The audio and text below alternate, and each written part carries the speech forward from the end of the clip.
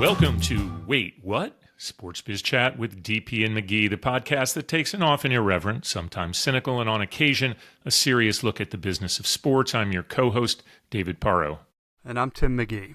I'm hoping that all of our listeners, especially those that are fathers, had a wonderful Father's Day weekend. Tim, I hope yours was great. It was, thank you. And yours? I know you're out in Chicago. Yeah, I was grateful to get back to Chicago to spend the weekend with my two daughters and grandkids. So yes, it was indeed awesome. Well, we had a dramatic but soggy end to the U.S. Open at Oakmont. The lack of major star power at the top of the leaderboard led to a somewhat muted viewership. We've crowned a Stanley Cup repeat winner and could have an NBA winner before the end of this week. Things seem to be getting pretty chippy in the WNBA, but let's put all that aside for the moment. And Tim, what is on your mind? Well, let's talk U.S. Open because it was a pretty dramatic ending after a rain delay. J.J. Spaun was 150 to 1 odds to win the U.S. Open. He sank a 64-foot putt on 18 on Sunday afternoon to win. Skyrocketed in the World Golf rankings as well as the Ryder Cup rankings. I think he's number 3 in the Ryder Cup rankings right now. So congratulations to him, 34-year-old. Wasn't well known on the tour. I think that's safe to say, even among, more than casual golf fans.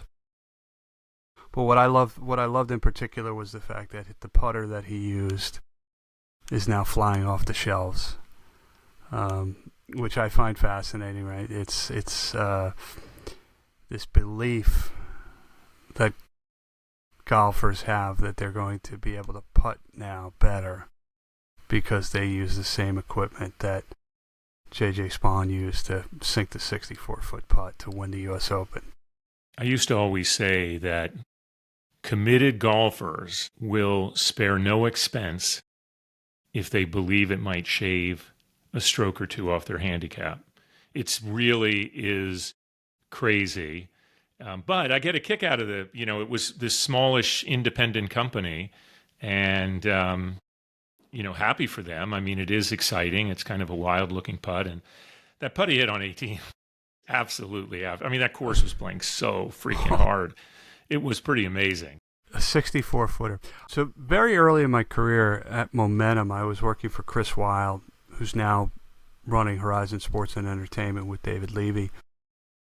But Chris told me something when we were working on a golf activation. He said golfers look for 3 things.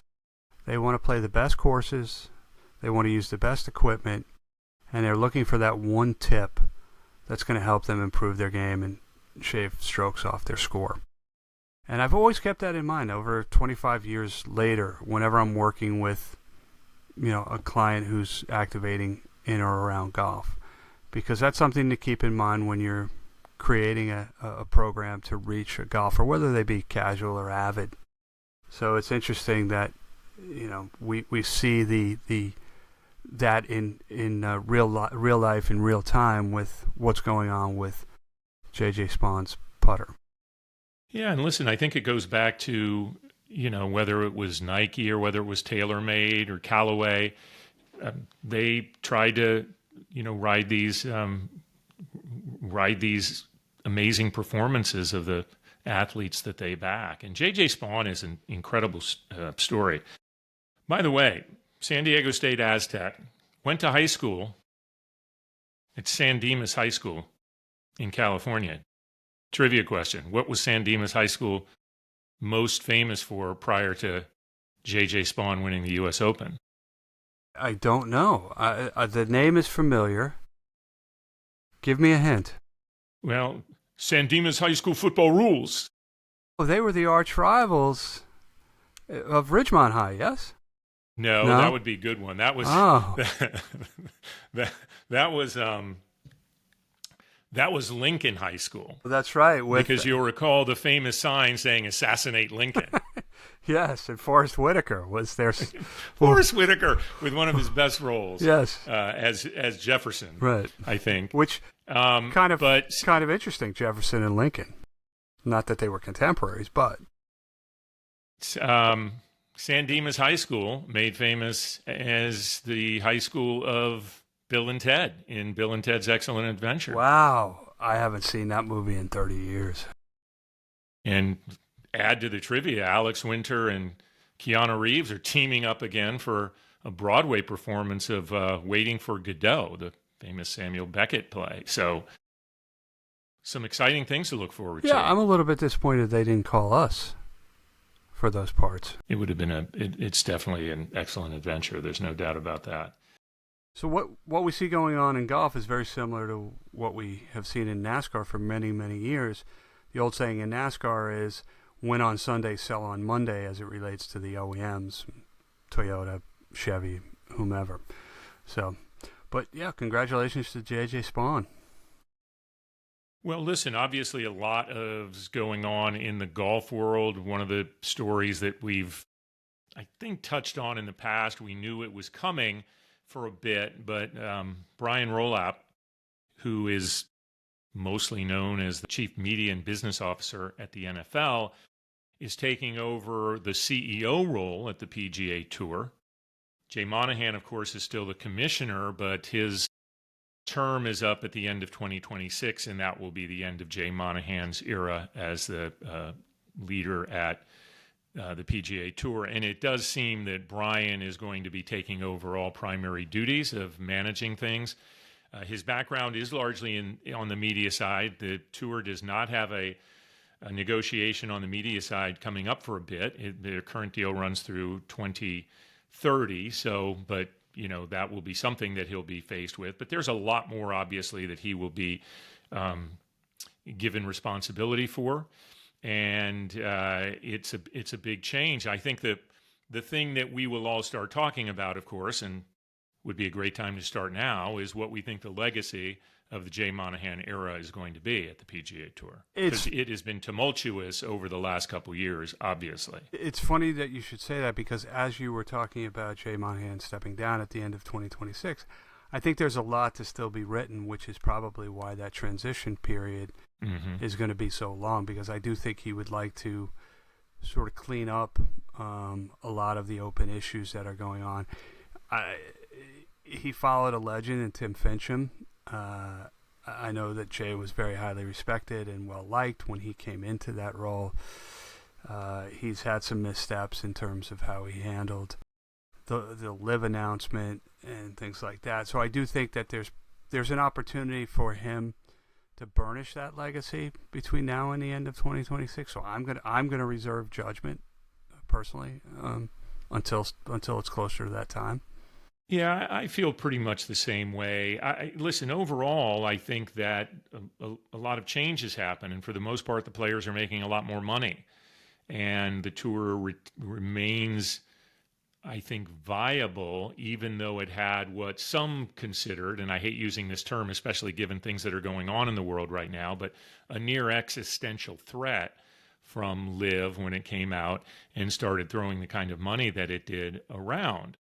And his initial response, and I'm sure this was one that the board advised on and the consultants advised on, was to go out aggressively. And Jay was not one to be in the spotlight. So that first time he came out after the onslaught of signings from LIV and players to LIV was to be combative, or try to be combative, and criticize. And there's the famous quote, and I'm paraphrasing here because I don't have this actually down, but it's significant, I think, is that no one ever had to apologize for playing on the PGA Tour.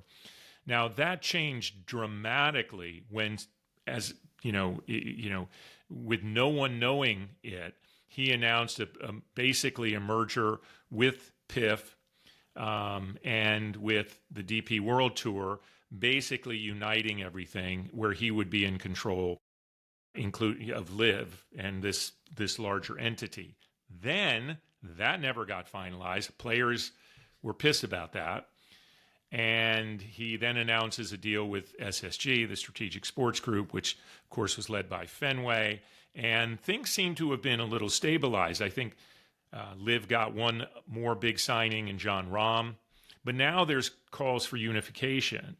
And I continue to believe that, to me, the easy path to unification is for LIV to basically say, we're only going to be X number of tournaments. We can make it fit within the PGA Tour framework. But that may not be doable. That LIV has now taken on some great new leadership with Scott O'Neill and Chris Heck moving into a key role as well. Greg Norman has been pushed aside, which was the right move, obviously. But there's still no pathway to me unless LIV makes some changes in the way they're approaching, whether that's the no cuts or the number of holes or the number of tournaments. So I think still a lot of work is to go. I think when it's all said and done, he's going to have somewhat of a mixed legacy. Yes, I agree. So a couple things to note. One, Brian Rolapp and Scott O'Neill were classmates at Harvard Business School. Jay Monahan and Greg Norman never had a great relationship, by all accounts. So right off the bat, I think that's a good sign. We like movie references on this show. I think you can agree. Wait, what? We do?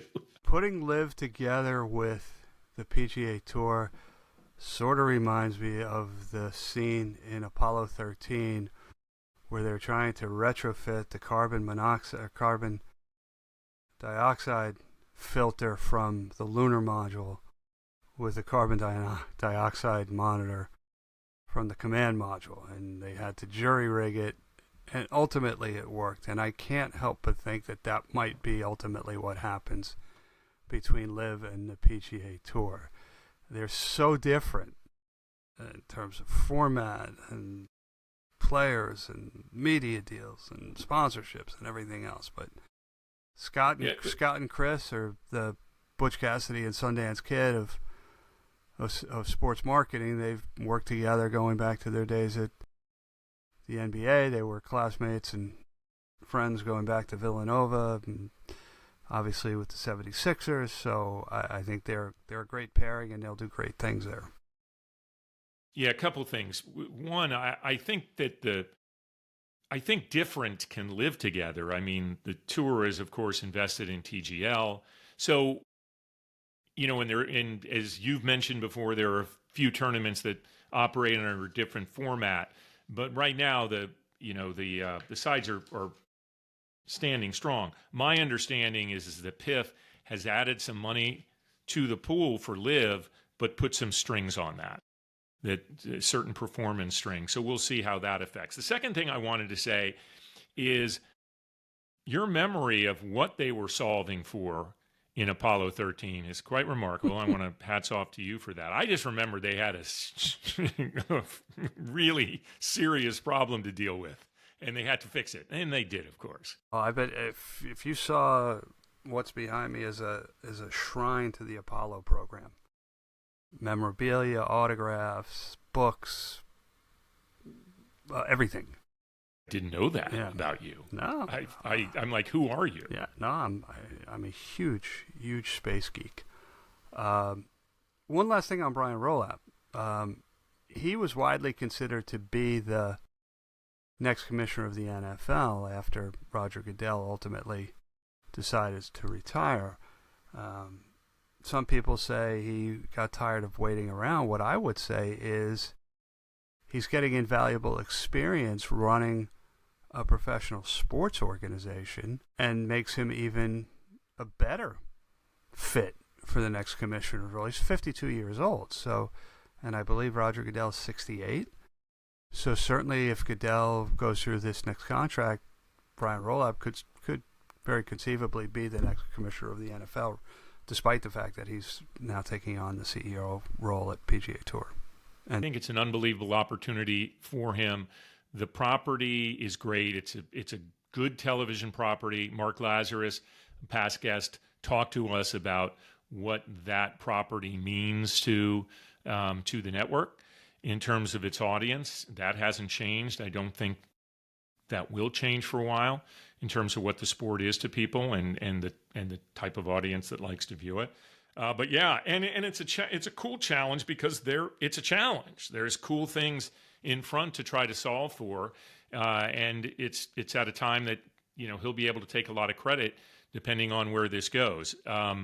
We will see. I think we both had predicted. I certainly had predicted that by the end of the year this would be solved, I guess, meaning there would be either unification or not a unification, but we would at least know where things stand. And again, I hate using that word because I don't even know what unification means. But yeah, I think it's an interesting time. I wanted to move on a little just to follow up on the discussion we had last week, get your take on where we think FIFA Club World Cup stands given the launch. What I'm seeing a lot of is FIFA and maybe the promoters here, trying to make it look like, no, what are you talking about? This is going great. It reminds me, of course, a little of the Animal House scene, like, all is calm, or stay calm, all is good, or whatever that line was. I'm sure you totally know it, but it doesn't seem that way. I mean, there's lots of shots of empty stadiums, and I continue to believe that this was a bad miscalculation. DAZN invested heavily in this as a way to, help them introduce into the U.S. audience. I think that was another miscalculation. Not to say that they shouldn't be looking to expand their relationship with FIFA, and what that means to get DAZN a little more positive reputation in the U.S., because it's not yet. But to pay that kind of money for this event and have it be panned as much as it is, I just think people missed the boat. They expected a lot more than should have been expected. Well, when FIFA puts its name on an event, you expect a first-class global event. So I don't know if it's fans' expectations that should have been tempered. I think I question the whole concept of the FIFA Club World Cup, to be honest with you. There were students at local schools in the Miami area that were getting offers for $4 tickets to see Inter Miami's first match. This is to see Messi, the GOAT. Honestly, some of the matches, I mean, they drew in their first match against the Egyptian side. But some of the other matches, SG won 4-0 in their first match. Bayern Munich won 10-0. So even the games aren't great. Yeah, it was a little bizarre to hear that the Egyptian team, Al Ahly, fans somewhat dominated in that opening match against Inter. I was a little surprised to hear that. I think the question that came up was, why put Miami in the market where fans can see Messi play 17 MLS matches plus any other competitions that they may have that are played as home matches? Agreed, but I think the thought was, and this is where I say miscalculation, is that compare this to Champions League, which is a club competition, UEFA club competition. And that's taken seriously as an annual competition, not all that much behind the individual league that these clubs compete in. And I think the thought was that you could replicate that in the United States with a following for MLS teams, which Inter Miami has a reasonably good local following, as do a number of the other teams throughout MLS. And that it would be that moment to go and cheer for the team to help build that type of following in the United States. And again, I just don't think U.S.-based soccer fans, or the casual fan, still don't get that connection with the way global football works. No, I agree. Yeah. I think where FIFA also tried to position this as the most prestigious club hardware that a team could win. And I think that's ridiculous, because you just mentioned Champions League, which I think everybody else would agree is the premier club competition. Yeah, but this is global club championship. I think that's the idea. It's like World Cup is to Euros. Right. Club World Cup would be to Champions League. But it's not. I understand the logic. Or CONCACAF. I understand the logic, but it's not. I agree. It's not even close. Yeah. Now, whether or not they continue this, who knows? We're also, this summer of soccer also has the Gold Cup going on, CONCACAF Gold Cup. The U.S. won 5-0 in their first match against Trinidad and Tobago. Many of the top players for the U.S. are not playing, most notably Christian Pulisic. Doesn't really mean anything other than pride. You always, I think, when you play for your country, you always want to win hardware.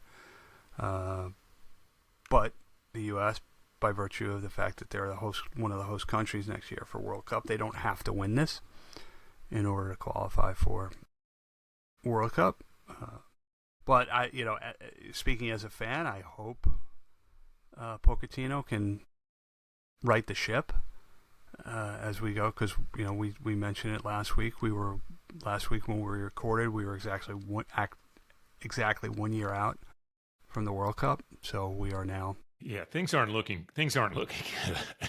and the heat will continue to be on. It's just that I think, and this goes back to somewhat this larger discussion, and it's just I think people would want to get excited about U.S. men's national team in a similar way that people have gotten excited about U.S. women's national team, and it's just constant letdown, right? And that affects sponsorship, that affects TV interest, that affects a lot of things. Now, I think FIFA World Cup 2026 in the U.S., Mexico, and Canada is going to be amazing, absolutely amazing. And this, to me, ends up being a distraction, hurting to the buildup of that. This being FIFA Club World Cup, by the way. It'll be so far in the rearview mirror by this time next year that nobody will even remember this event took place. Well, you might be right about that, but because nobody can't remember what you didn't know about in the first place. Yeah. Listen, my only concern about World Cup next year is the ongoing uncertainty in terms of, we talked about this, players, coaches, fans, administrators being granted access to come into the country. The State Department has said they will make exceptions for athletes, but I think there's enough uncertainty that it may impact global ticket sales. I'm not sure. All objective measures, the 1994 World Cup, last time it was held here in the U.S., was the most successful from a commercial standpoint of any World Cup in history. Now that we've gone up to 48 teams, more matches, I think this one is certainly guaranteed, barring some crazy situation where fans just don't buy tickets because they don't want to come to this country. 2026 World Cup will be the most successful from a commercial perspective of any World Cup in history. I want to move on a bit to, I want to talk a little about NBA. We're on the brink of OKC possibly closing out their series in Game 6, which is Thursday night. We're recording this on a Wednesday. But one of the things that we haven't gotten to was, I wouldn't say it was an announcement, but some discussion or conversation with Adam Silver saying that he's not planning on immediately or in the very, very near future announcing the expansion teams. And that was at the very beginning of the finals starting, where this was out. And, Seattle has been expected to be an expansion team. Seattle, of course, famously lost its team to OKC, which is now about to win a title, or close to winning a title. Not saying Indiana can't come back and win the next two games, of course. But I think it's interesting, and to me, it feels as though he's just waiting for the absolute best time. I still think something's going to happen this year. It seems to make sense, but I think they're looking to, try to take advantage of what the absolute best timing on this would be. I think we all expected, given that it looks like the Boston thing is sailing through, the massive sale that they got, $6.1 billion for that team. A new television deal, a lot of excitement around that. Very good finals, with the possible exception of a small market finals. A very good overall playoffs, right? In terms of television and interest and excitement and great play. And I think they're getting amazing play on the court in the finals. They're suffering a little bit from some smaller market team situation. Yep, the viewership numbers are going up, are trending up as the series goes on, and as usually happens, the longer a series go, the higher the ratings get because people are tuning in. There's more drama. It'll be interesting to see if OKC can close it out. Halliburton is hurt, and we'll see if he has his Willis Reed moment and comes out to play, or if he has a Scottie Pippen moment and can't go in a finals game. So that'll be interesting to see as well. What else do you have? Well, just one other thing. So recently the WNBA entered into renewal discussions with Ion Network to extend the current media rights deal. And the WNBA Players Union came out and said that they were left out of the media discussions despite being given assurances by Kathy Engelbrecht that they would be involved in those conversations. What I find interesting is there's two sides to every story, so I don't know what the league has said as it relates to making assurances that the players would be involved, but it would certainly have been unprecedented to have a players' union involved in those media discussions. So that's everything that the league does, everything that the union does now, I think has to be viewed through the lens of the CBA coming up for renewal at the end of the season. So maybe I should have saved that till the end of the show for what I'm looking forward to, but I do think it's worth mentioning because it would have been so unprecedented to have the players' union involved in those conversations. Yeah, I think obviously the percentage that they get of that deal and how it factors into overall revenue and what the split is, that's all part of CBAs, right? Do they have, given where the WNBA is and given this partnership that most leagues like to try to showcase and put on that face that it's a true partnership, would it have been illogical to have some input from them, I suppose, just to get away from this type of criticism, perhaps? But they have to be out trying to maximize what the total value of their property is, and I think if the feeling was that would help add the value to it, then it might have made all the sense in the world. But yeah, no, generally agree with you. And a lot of chippiness going on in the WNBA right now. Did you see that game last night? Probably more good than bad because of eyeballs. Not if you're Caitlin Clark. Talking about eyeballs, you got poked in the eye. Yeah, it seems to be almost a regular thing now, and I think it's going to have to be addressed at the league level and the with the officials as to how these games are going, because it's getting a little ridiculous.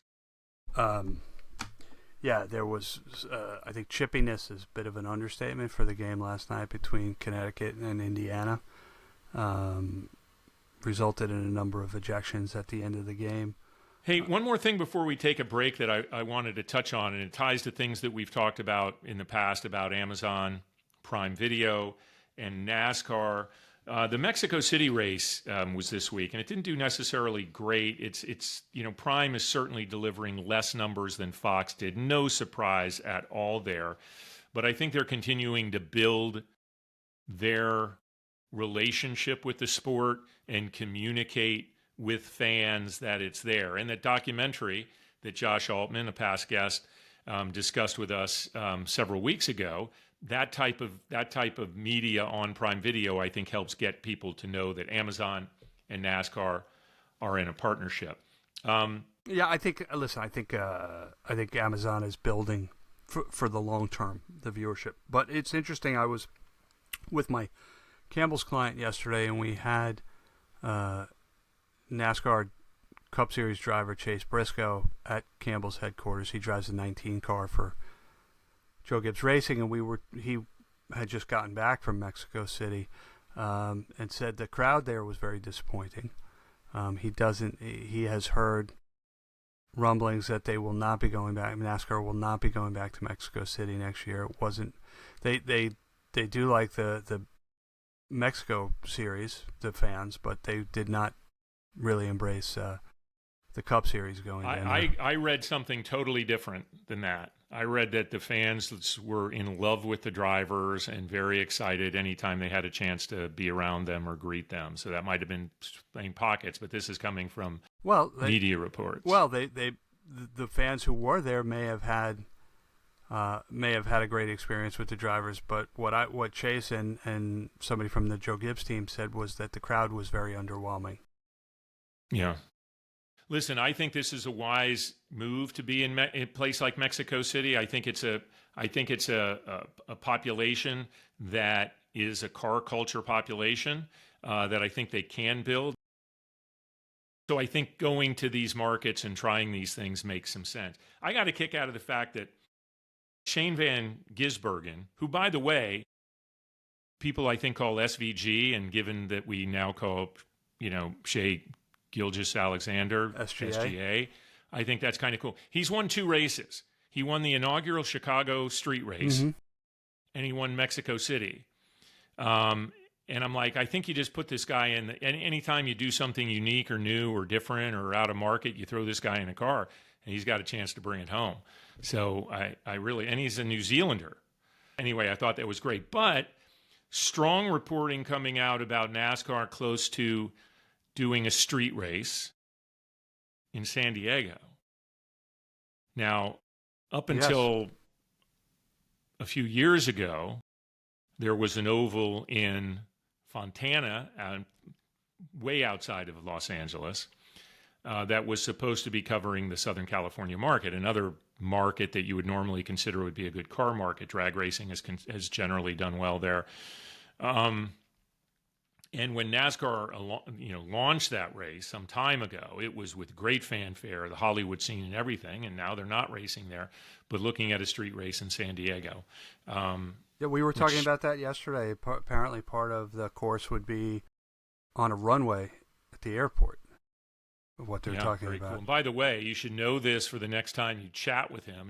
You may know this already. Joe Gibbs is from that area, and he grew up, doing some street racing type of stuff. Mm-hmm. It's interesting you mentioned SVG. Some drivers just do really well on those road type courses. And Boris said, yes. Boris said you throw him in a car. It's like anyone. I'm racing a road course. Throw that guy in my extra car. Robbie Gordon was like that. Yeah. He was batshit crazy, though. He was, wasn't he? I was about to say that, but oh my goodness. Glad you did. Yes. All right, take a break, partner. Yeah, let's do it.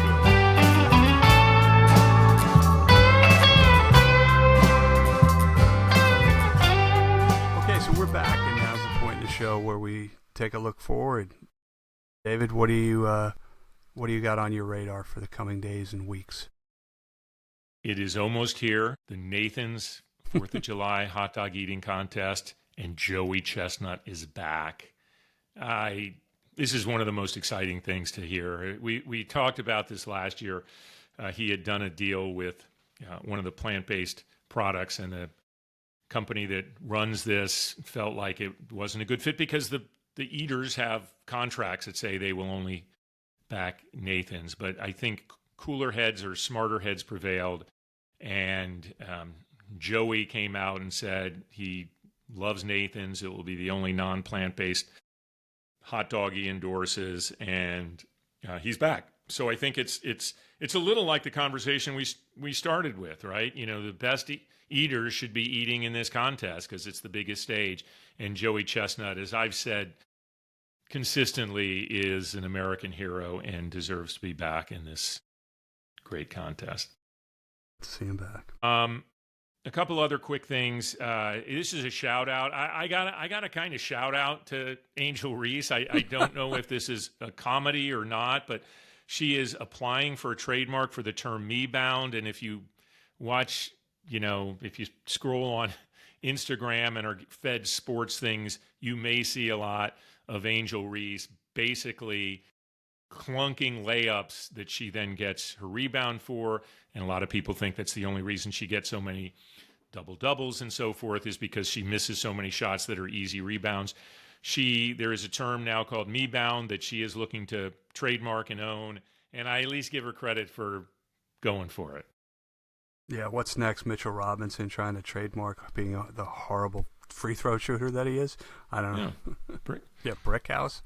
Brick House, yeah, just trademark it. I think the Commodores may have something to say about that. But anyway, the other thing that as we're approaching the Winter Games, is there's an effort, there's a pro curling league, and it's called the Rock League, which I actually love the name of that.